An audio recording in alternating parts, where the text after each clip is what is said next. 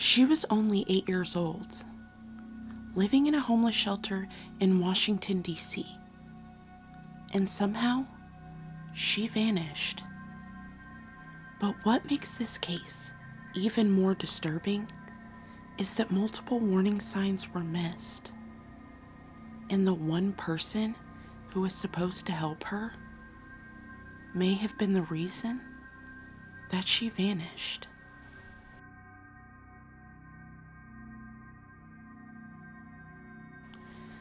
This episode contains discussions of violence involving a child and may be disturbing to some listeners. Listener discretion is advised.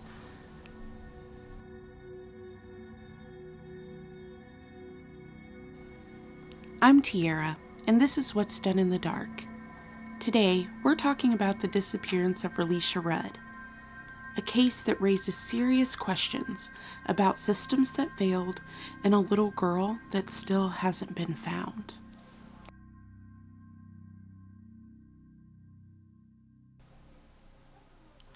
Relisha Rudd was 8 years old.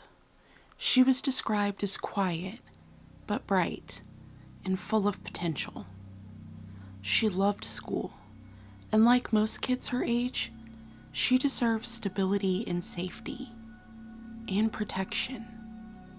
But Relisha's life was anything but stable. She was living with her family inside a homeless shelter in Washington, D.C. At the time, Relisha's life was already shaped by instability. Her family had been navigating difficult circumstances, moving between places and trying to find consistency. And for a child that young, routine matters. School, structure, safety, those are the things that create normalcy.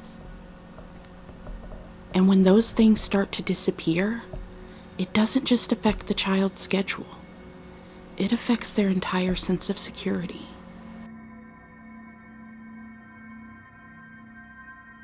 The shelter was meant to provide temporary housing for families in need, but the conditions were far from ideal.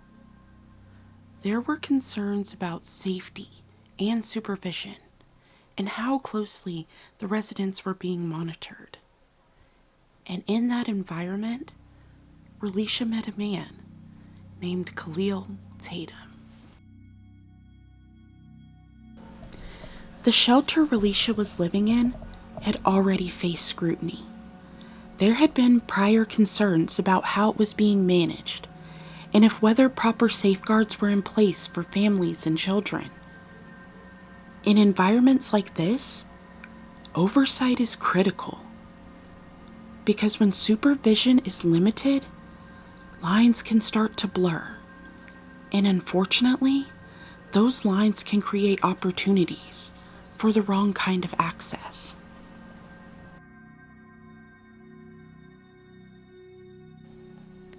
Khalil Tatum worked as a janitor at the shelter.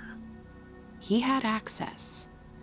He was familiar with the families, and over time, he began forming a connection with Relisha.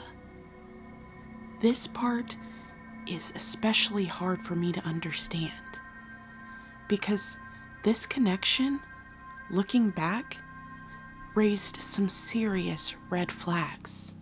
But at the time, it wasn't stopped.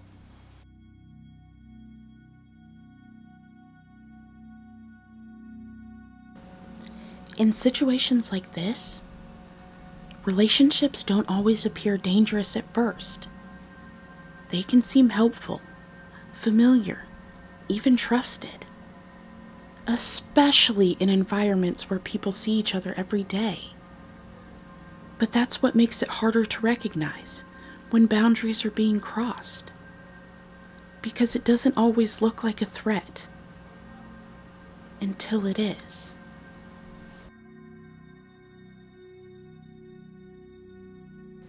In the weeks before Relisha disappeared, something started to change.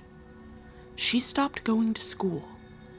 She missed multiple days, and then weeks. When school officials questioned it, they were given excuses. At one point, a note was submitted claiming Relisha was under doctor's care. That moment should have triggered immediate concern. A child missing from school, paired with unverified medical claims, is something that typically demands immediate follow-up. Because when information doesn't check out, time becomes critical. And in cases involving children, delays can make all the difference. But that doctor never existed. No one verified it. No one followed up at the time. And that delay became critical. Relisha was last seen alive in March of 2014. Surveillance footage shows her walking through a hallway with Khalil Tatum, calm, unaware of what's coming. After that, she was never seen again.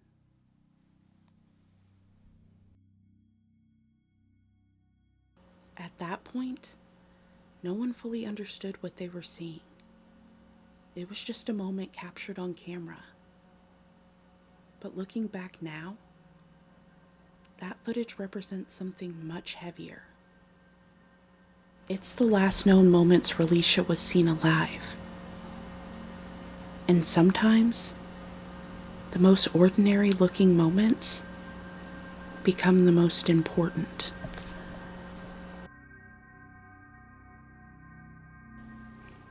As the investigation unfolded, police began searching for Tatum. But before they could question him, something else happened. Tatum's wife was found dead in a hotel room.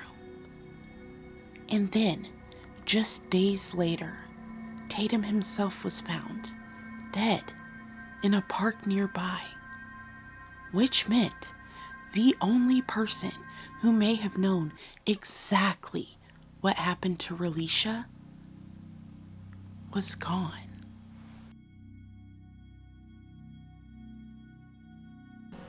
With Tatum gone, so were the answers.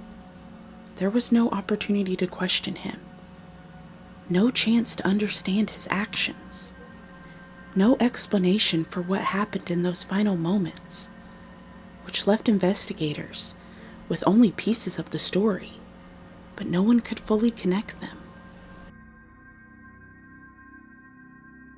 Authorities later launched a massive search effort. Parks were combed, buildings were searched, volunteers joined in, hoping for answers.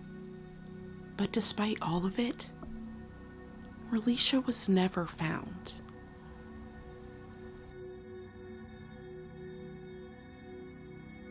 Cases like this often involve an overwhelming number of leads.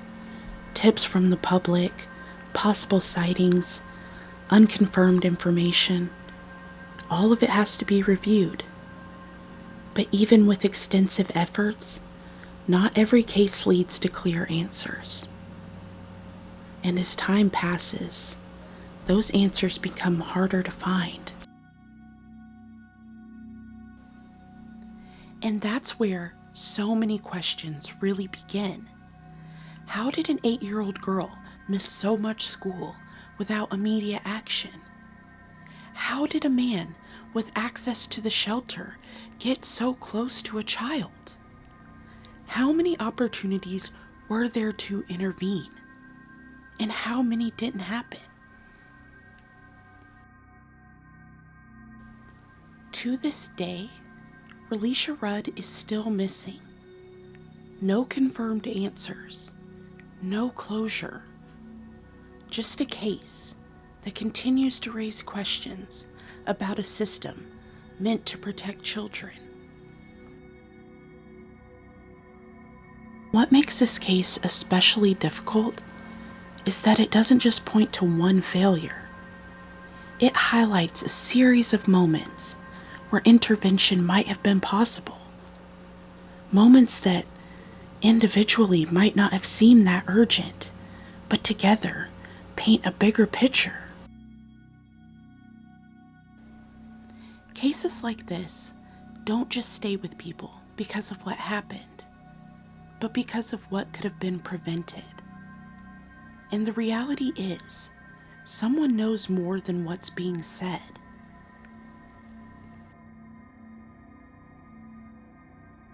There are several elements of this case that are truly haunting to me, one of which being that she could miss so much school and have so many eyes on her, and something like this could still happen. Relisha was 8 years old. Think about the 8-year-olds that you know in your life. You would assume that you know everything about what goes on in their day. But this case is a clear reminder that not everyone can be trusted. Even when you think somebody might have the best of intentions, you have to be careful and you have to stay vigilant. Because if you don't, cases like Relisha Rudd's will continue to happen. And this is no fault of anyone. I can't put the blame on anyone in this case because there's just not enough answers for that. But what I can say, for my people listening, please pay attention. Check the iPads, check the phones, ask them about their friends, get to know the people that they're around. Because if this situation ever were to occur, you want to know every aspect of your child's life. But you guys let me know. Do you think this case could have been prevented had the warning signs been taken more seriously? Or do you think that this was inevitable? That he had a target and he went after what he wanted? I'm Tiara, and this has been What's Done in the Dark. Your reminder that what's done in the dark never stays there forever. New episodes every Thursday, and thank you so much for listening. Bye!